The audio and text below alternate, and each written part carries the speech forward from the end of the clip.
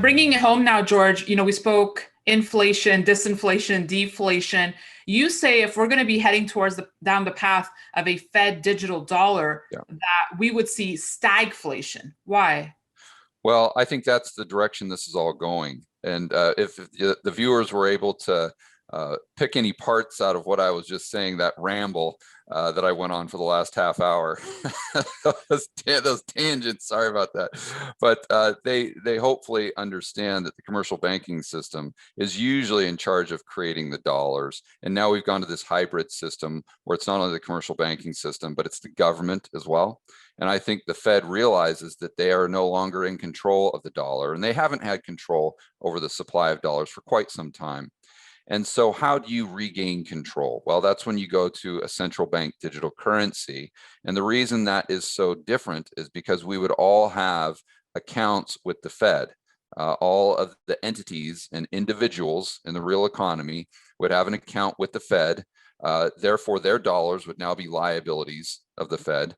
And the reason this is so important first of all, from a personal freedom standpoint, they would have the data on every single transaction in real time.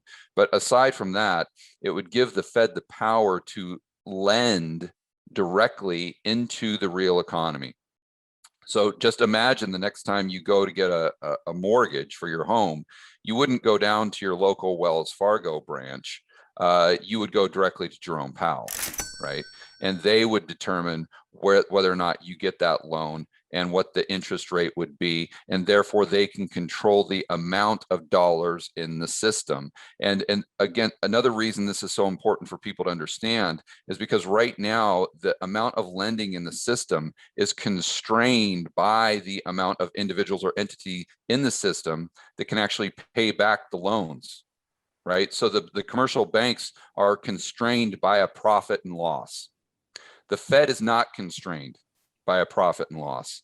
So they wouldn't necessarily have to use a credit score, as an example, to determine who gets a loan and who doesn't get a loan and at what interest rate.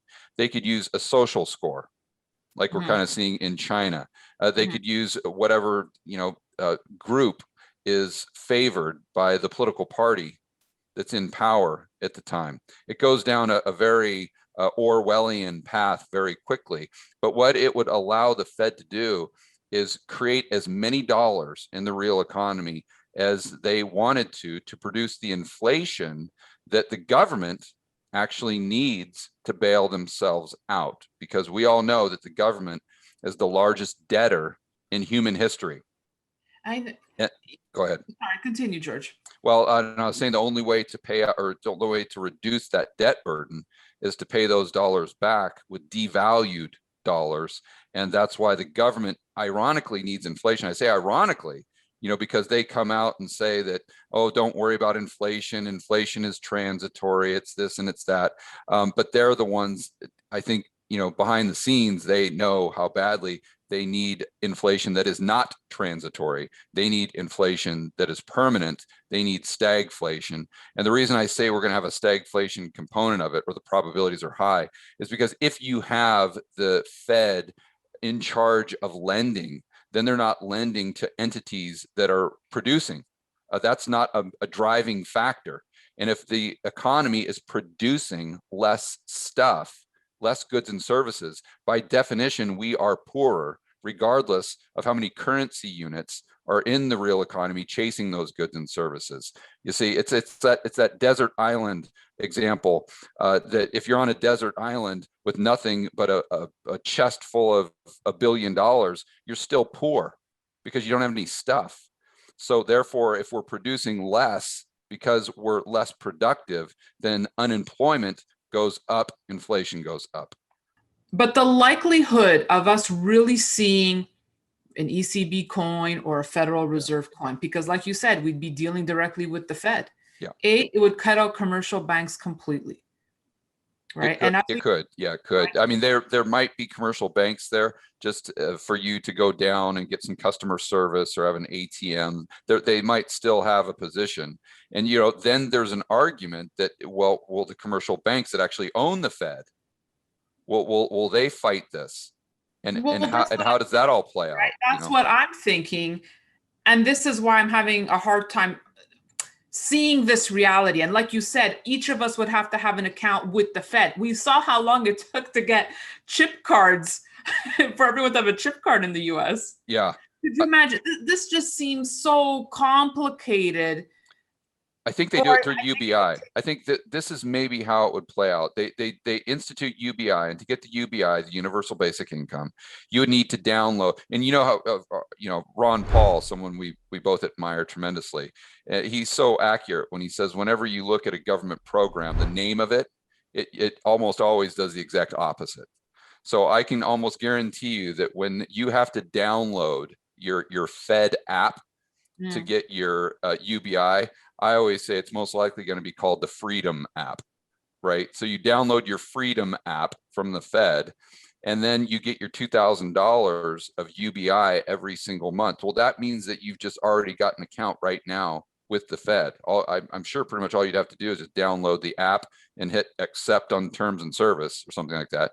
And maybe we see this hybrid situation where the commercial banks still exist, right, and they do what they're doing right now, but if you can't get a loan from a commercial bank, then you can go to the Fed, and the Fed can say yes or no based on how many dollars they need to create in the system at the time, or based on some sort of social score or central planning control mechanism that the government has at that time based on what group in society they want to give loans to.